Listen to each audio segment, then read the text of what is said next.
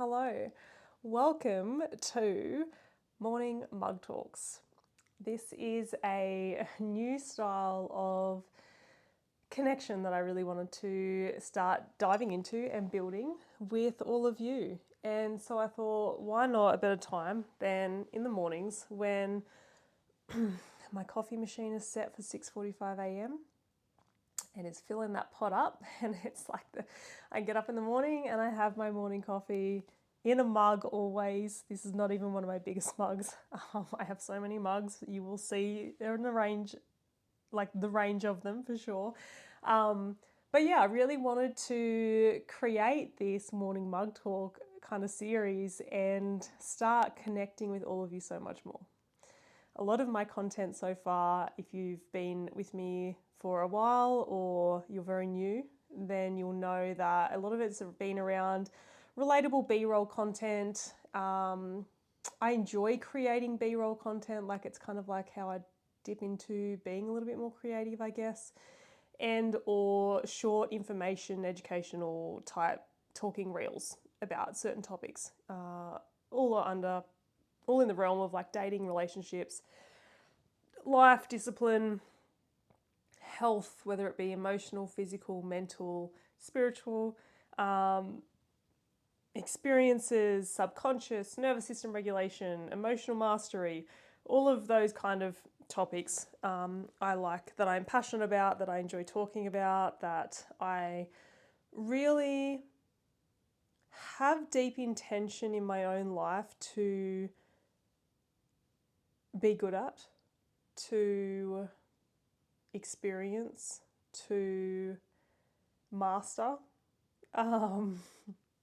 So yeah, I really wanted to create this little bit more conversational type content where I'm able to connect with all of you so much more. So if you're here, welcome to Morning Mug Talks. If you stay for the entirety of these videos and these audios, because I will start uploading them as audio, as a podcast type platform as well, then you are a hero and a saint, and I love you and welcome. Because this is gonna be a journey, guys. All of my stuff's so short. I don't ever do long form conversational things. So this is very much me bringing you along for the ride of. I'm also hoping you're not going to be able to hear me sipping too much when I sip on my morning mug of coffee. Yeah, this is going to be me being kind of vulnerable with all of you because it is new and it is a little scary and I'm a little nervous. But in all things life, we embrace the suck. We do the thing that makes us nervous because it means it's a space that we care about. It means that it's a space that we can master, that we can get better at. And if we just take on that perception of embrace the suck or the obstacle is the way, feel the fear and do it anyway, right? All of these things.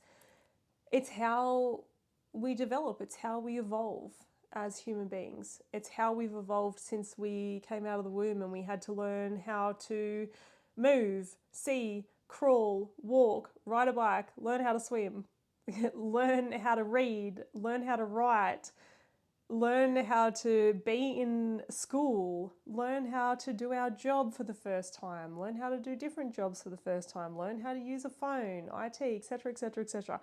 Our whole life is about evolvement.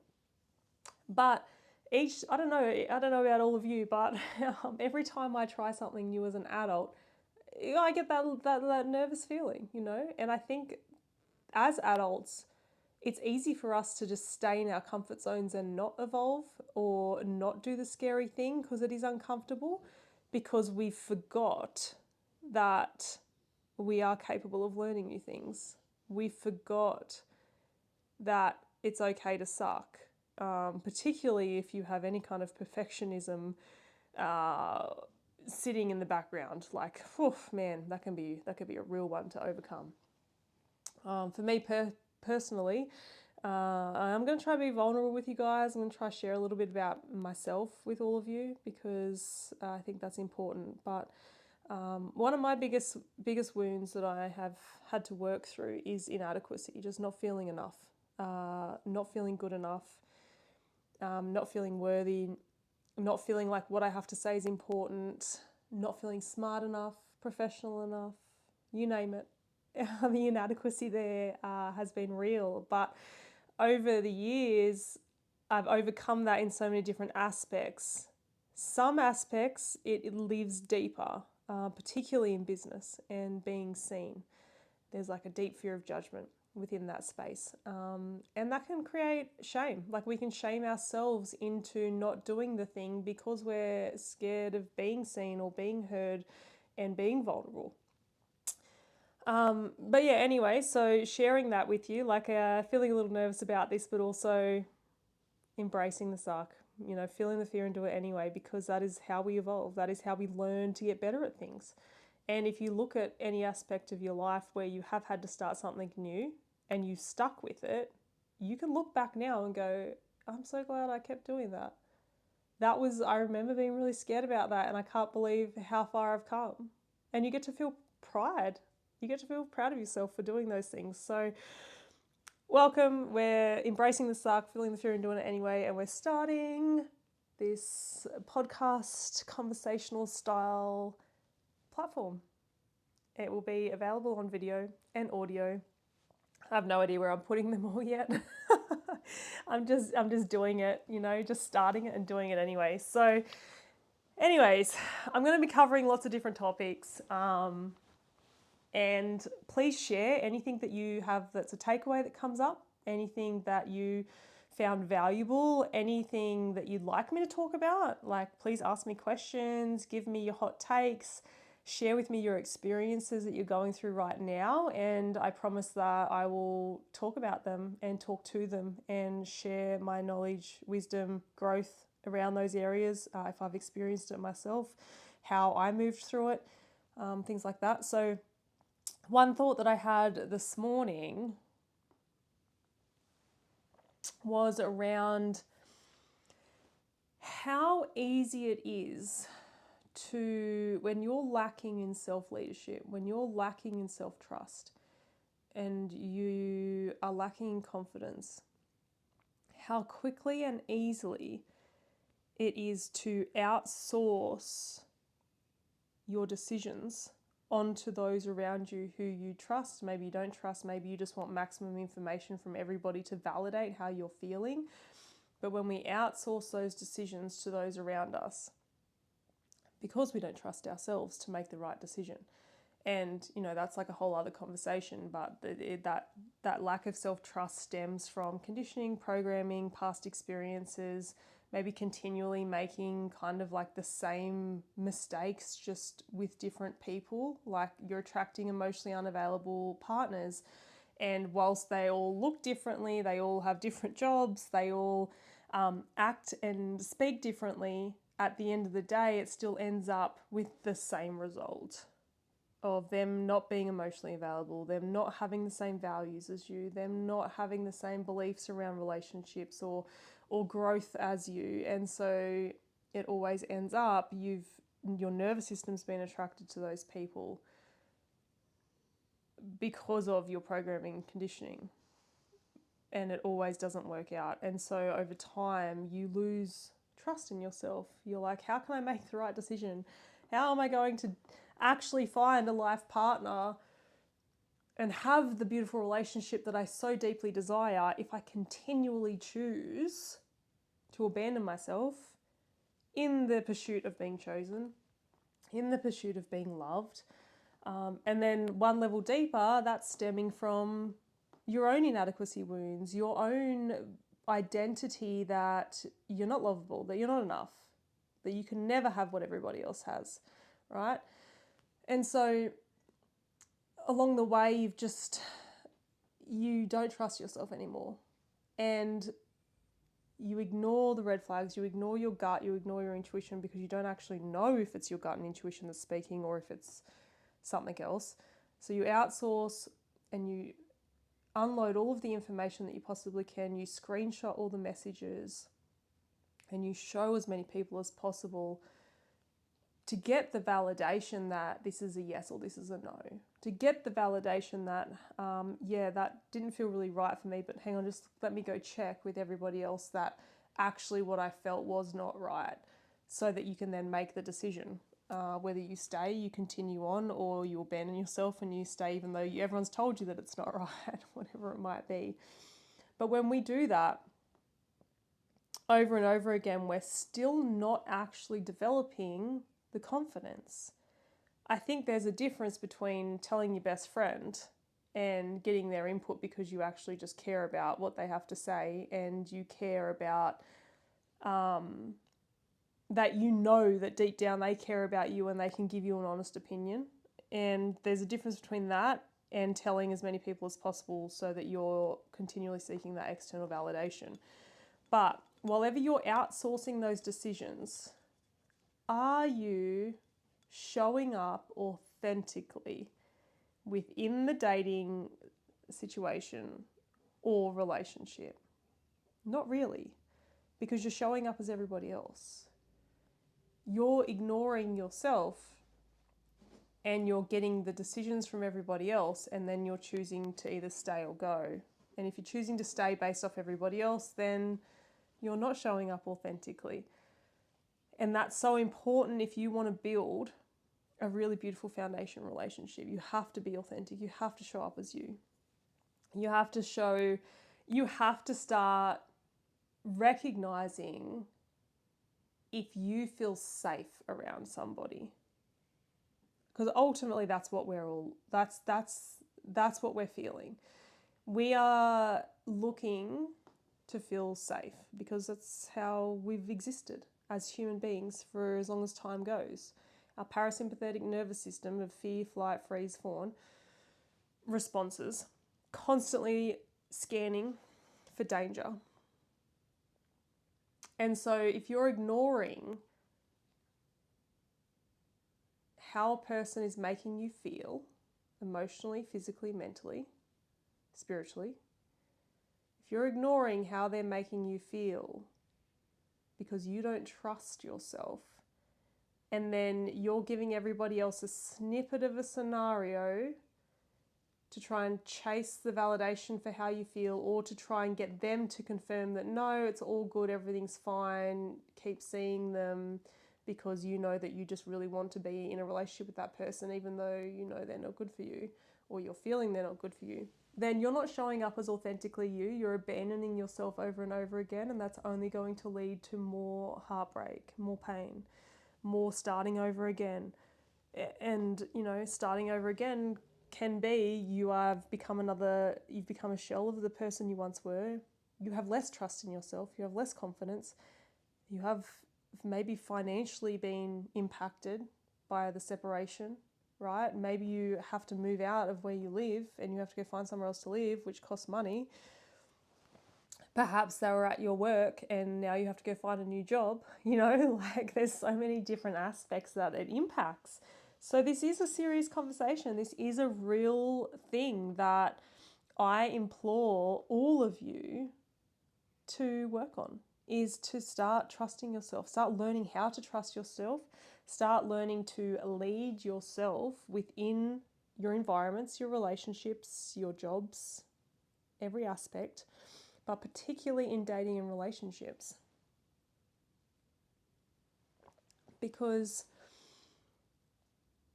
otherwise, you know where it ends if you've experienced that before. You know how painful it is. So there needs to be a level of discernment that begins to exist within your choices and your way of thinking and your beliefs and your identity on, I would rather stay single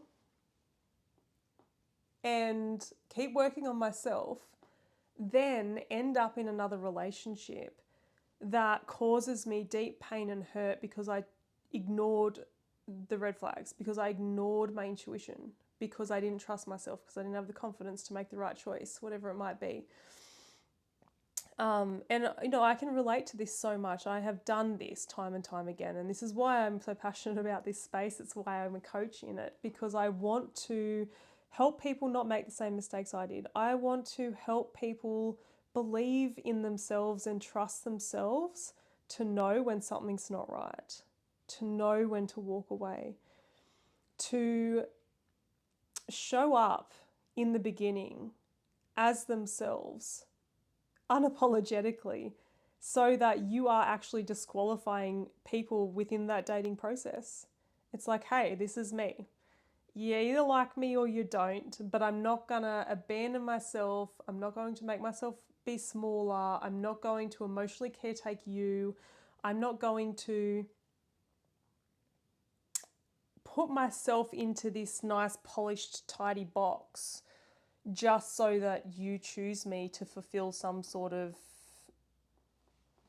skewed identity belief system that I have, that I'm not enough. You don't need people to choose you to make you feel better. In fact, them choosing you is not going to be the answer to you overcoming and shifting those unresourceful beliefs and identity. That it's them choosing you does not do any of that. In fact, being chosen by the wrong person is only going to damage that more. So it's super important to disqualify people in that dating process. Be completely yourself. Like, don't, if you're a chick, don't become their mum, don't become their emotional caretaker, don't become somebody you're not, or don't create a certain standard that in 1 year's time is going to drive you nuts because you're carrying all of the emotional load because you did it from the very start. And it's so easy for chicks to do, by the way. Like, you know, I've met so many women who cannot stand cleaning up after their husbands, but in the very beginning, that's all they did that. They did it from the very start because it made them feel needed. It made them feel like they were useful, right? Because that served them in an unresourceful belief system way. Like, so a woman who needs to feel productive to feel worthy, a woman who needs to feel needed to feel worthy, will do mothery type things within her relationship, but then 1 year plus down the track, absolutely start to build resentment and disrespect for their partner because now there's kids in the mix and they're having to do it for every single person in the household. And so they start to resent the husband and the partner for the fact that they're doing these things. And it's like, okay, but you lacked the boundaries in the start. You did it from the very beginning. You created a standard and now you hate that person because of the standard you created. And so, you know, it's a whole other... During this, I guarantee you guys, I'm going to be starting here and there's going to be the point that I want to make and I'm going to go like this. It's going to be a yo-yo. And I'm probably going to lose myself along the way at times as well. So yeah, if you stay for this, truly, like, you're a saint. I think it's great. Maybe you have the same brain as me, but anyways, it's something that I'm going to work on. I promise you, I'm going to work on being able to deliver something with a little bit more streamline. But also, this is conversation, so that's what happens in conversation. You yo-yo, you bounce. And then I'm going to forget what I was even trying to make a point about, and you're all going to be sitting there going, yeah, you were talking about this, get back to it. So yeah, we create those standards in the start that end up we resent the other person for. So we need to start being super accountable for how we're showing up in the beginning to make sure we're not setting standards for certain behaviours and patterns within a relationship that actually are not part of our goals. They're not what we're going to value. It's not part of the growth process. And so you do want to be disqualifying, we got back there, we do want to be disqualifying people in the dating process. And something else that I see, and I think the older we get, I see this more and more, and I have definitely been this person, is that when we get older, we really are, like, so many people are really wanting, whether they don't, especially if you don't have like the kids in the family yet, really wanting that goal. And I think particularly for us women, it's in our biology. We are Not everyone. I'm not going to say everyone because I am so aware that everyone's unique to their own preferences. Um, but biologically, us as women, we want to have, like we want, not want, sorry, let me rephrase this. Biologically, we are designed to be mums, right? We have all of these bits and we have all of the period and the hormones and the biological organs to create life.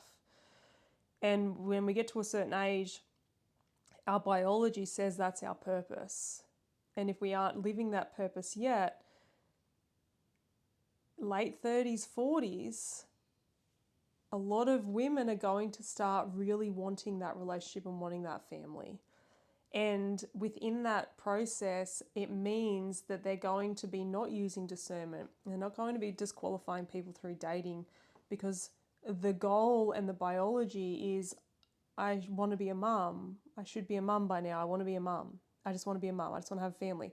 And so you will meet somebody, date them, choose them even if they're not right for you, just to get to the goal, which down the track causes pain not only for you, but for them and the child as well, right? So there needs to be a level of discernment and disqualifying happening through the dating process. And that means it can take months to get to see someone for who they are. It can take months to actually go, like, that person does this, am I super cool with that? Is that something that in 10 years time I can go, yeah, actually I can love them for that no matter what. That's actually not something that's going to impact my day-to-day life. I'm okay with that. There needs to be this level of accountability and these level of questions and ownership within the dating process to be making sure that you are using discernment and choosing somebody who is a life partner for you. Do they have the same values? Like for me personally, my values are I haven't redone this for a little while, but they don't really change too much when it comes to my values in relationships. So it's kindness, trust, honesty, loyalty, health, and growth. Those would be my top values that I can think of the top of my head when it comes to my relationship and the one that I want to be in. And if if you're dating somebody who doesn't meet those bare minimum values, chances are there's going to become some kind of difference and rift and issue in the future if there's not an alignment in those values. It was one of the first things I learned in coaching was values, and it really did changed my life in so many ways. And I'll do a session on values with you guys because it's really, really important. And it will blow your mind. Once you understand what your values are and how to start showing up through those values, you will notice where you maybe went wrong in past relationships. Let me tell you. Oh my goodness. I can think of so many things that once I learned values, I was like, oh my God, no wonder. No wonder, amongst other things, but definitely values. So yeah, basically, to round this out, I have no idea how long we've been going for, but to round this out, learning to have discernment on trusting yourself, being self-led when it comes to dating and relationships is so important for you to show up authentically and for you to disqualify and or choose the person that you want to be with. And until you can start trusting yourself, until you can start knowing the difference between gut and intuition and triggers, nervous system, past conditioning, programming, experiences, pain, etc., and stop outsourcing the decisions to other people because you know that it's like, okay, that thing that person just said didn't make me feel very good. I need to go and address that now. And you have the conversation with the person. Until you can get to that level of trusting yourself to be able to sort through your own stuff, to be able to make the decisions for yourself, You are continually going to abandon yourself and not show up authentically in love, in dating and relationships, and more than likely continually get hurt and experience pain. So, yeah, if that's something that you're ready to start learning, then I definitely encourage you to seek support, not from friends, family, colleagues, unless you have that somebody in your life who can really hold the mirror up, who you're like, if I go to them with this stuff, I know I'm going to get full honesty. I'm not going to get trauma bond. I'm not going to get, yeah, babe, like, you're so right. Or, like just full encouragement, even though they might think differently. Like, you need that person in your life that can just be like, we're not involved in this emotionally. And so let's unpack this so that you can start to develop your own level of self-trust, self-leadership, and discipline and discernment. So yeah, if you find that you're outsourcing your decisions, ultimately that means you don't trust yourself. And I've just covered off on the reasons why that exists.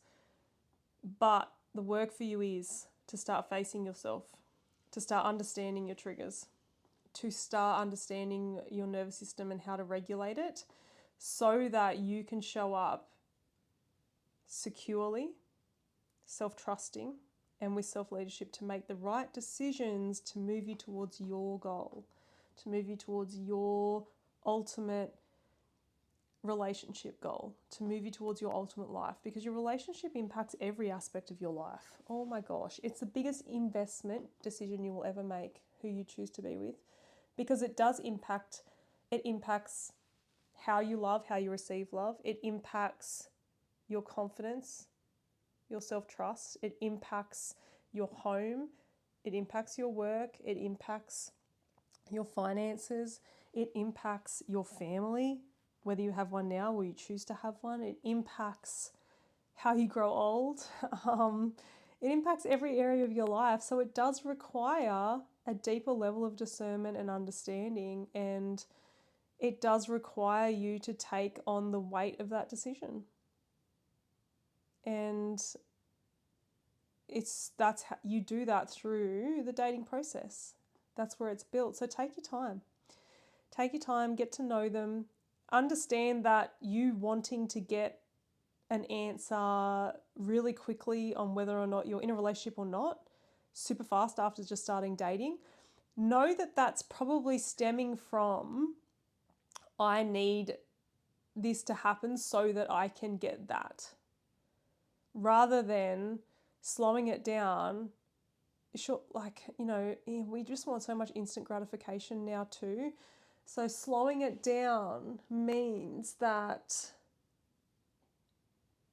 you are setting yourself up for the future. It's like short-term pain, long-term gain. Take a little bit longer. Get to know them a little bit more.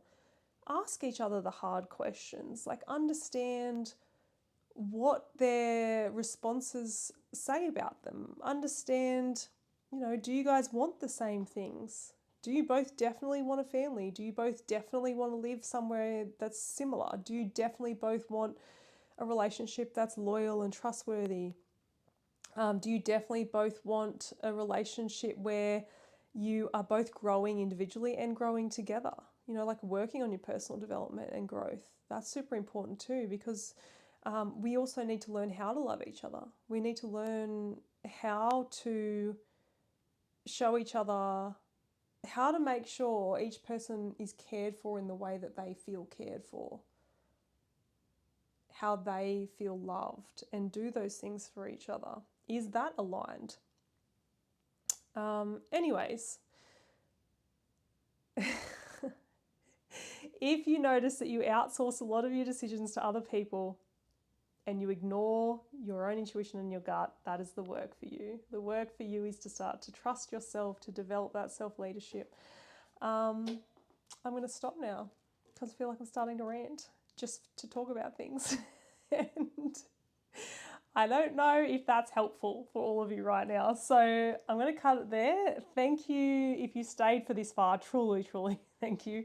Um, and join me for the next morning mug talk. I look forward to connecting with all of you. Please let me know what your takeaways were. Please let me know if you have any questions or topics that you want me to cover. I would love, love, love, love, love, love to receive those and bring that to you as well.